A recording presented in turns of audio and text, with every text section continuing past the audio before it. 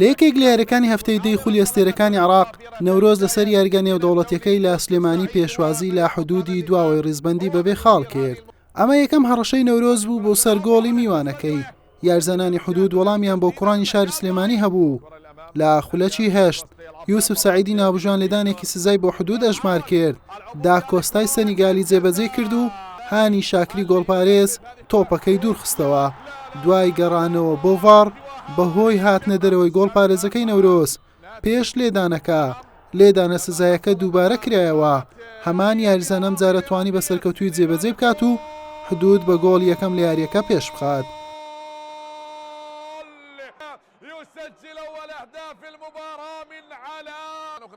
لا خولەکی 19 نابژوان فیکەی لێدانی سزای بۆ نەورۆز لێدا.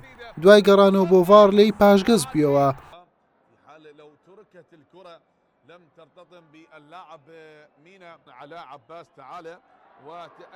حودودی میوان مەترسیدار دەردەکەوت. زۆری نەما بوو حودود بە گۆڵێکی دیکەش بگات.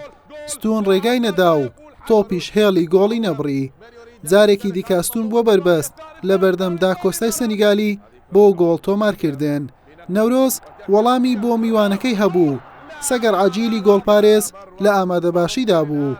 لە دوا خولەکی نیوە یەکەم نابژوان لێدانێکی سزای بۆ نەورۆز ئەژمار کرد. مەڕوان حوسێن سەرکەوتوونە بوو لە جێبەجێکردنی و تۆپەکەی خستە دەرەوە. لا نیوەی دۆمجارێکی دیکە حودودی دواوەی ڕیزبەندی مەترسیدار دەدەکەوت و دەرفەتی گۆڵی لە پێش بوو. لە خولەکی 58 محەممەد سوەیعید توانی ئەنجامەکە بە شێوازێکی جوان بۆ حودود دوو هێندە لێ بکات.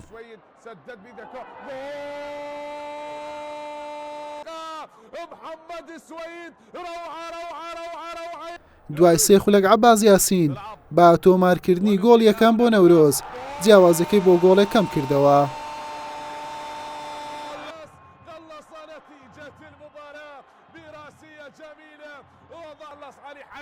فشارەکانی نەورۆز بۆ تۆمارکردنی گۆڵ یەکسانی کاراتر بوو.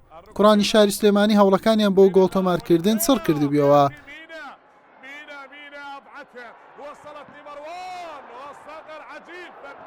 لە بەرامبەردا حودودیش بە دوای زیادکردنی جیاوازەکە بوو. شێروان کوردستان زۆر نزیک بوو گۆڵی سێم بۆ حودود تۆمار بکات. کۆناتی بەهانای نەورۆزەوە هاتوو تۆپەکەی لەسەر هێڵی گۆڵ دوورخستەوە. لەم دەرفەتە نەورۆز خەریک بوو ئەنجامەکە یەکسان بکاتەوە. یارزانەکانی سەرکەوتوو نەبوون.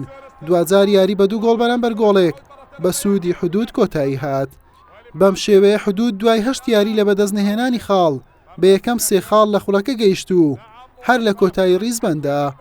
نەورۆزیش بە 8 یاری تەنها 8 خاڵی هەیە و لە خانەی 17 ڕیزبەندیە. حوسێن محەممەد، کەناڵی پێام.